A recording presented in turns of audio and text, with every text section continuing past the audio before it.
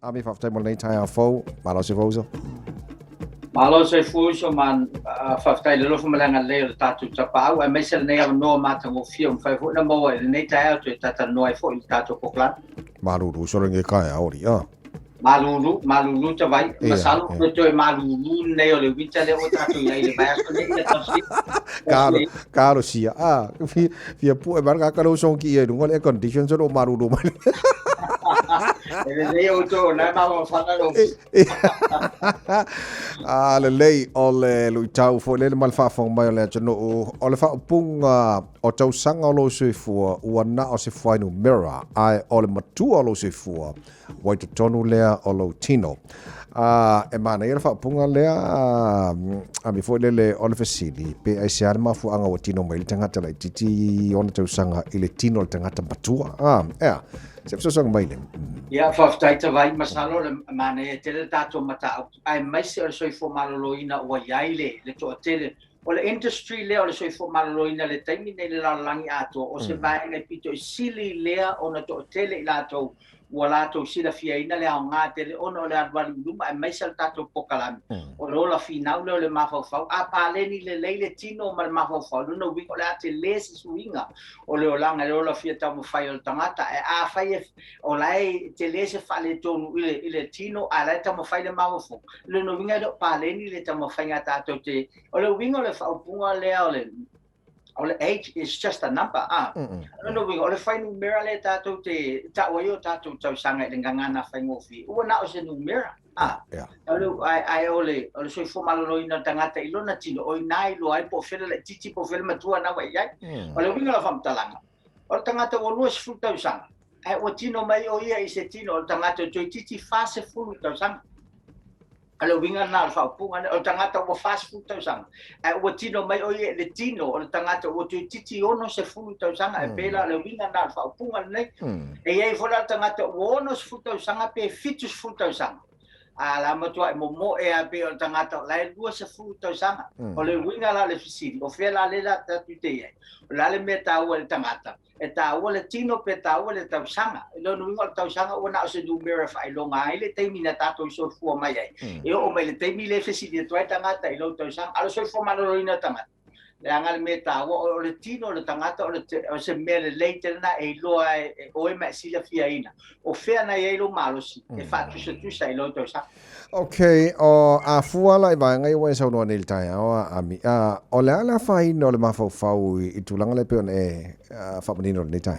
Ma nei a tele le fasili whaftai ta vai matua. I e o fai lau tau tala i a tea. Au te ingoe e mawhai e so se tasina relate i lau experience. E i aso e mawhai e no o vapea. E whai ngofia o mawafau no mawafau wina ne sini man wha moe moe. Ia ona umalole o na mawafau o vapea.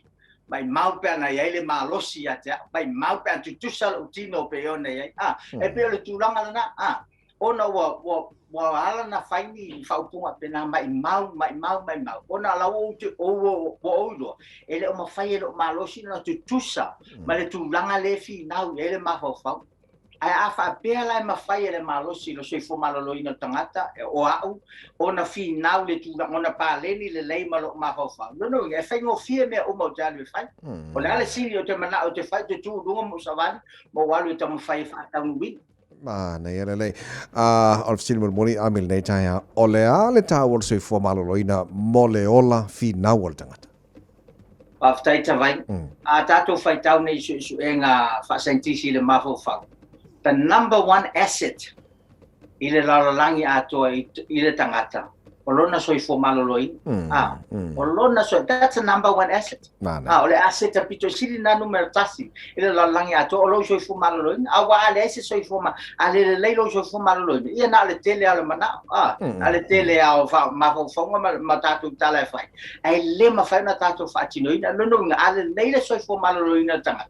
O le vave fo na whaatinoina o mea nai mana o ele mawhawhau a wale alo runu e tele ni whala tonga o atu e ma o wa ai ma o se sue se ata fetuli mai nei ia au te le fa pela o fai atu a meu tatou le ai ata fetuli mai nei to ina malo matutua palangi uta i was fulu tau sa e pera tulanga na a ola tula officially o la to ata la o titi ato le i was fulu of that how old are you I feel I'm 20 years old e pera te tulanga na e fai ngo fiel tangata ora o fa pela Ansel mana ya mo ya tangata le iwas futa zanga ba futa zanga ala fa longo la to chino mo la to shufu maloloina ela ititi o la to tau sanga ile fa ma fa ya le malo fa tai ami mo nei tai hao so ole ta o so fo maloloina pe on fa ata wina nei tai hao e ola fi na wail ta mai titi le tama mo tene a onga e ola fi na wail tanga ta fa inga wenga e ola fi na we fo ia fa fa ya wa amaro si tino fa fa wa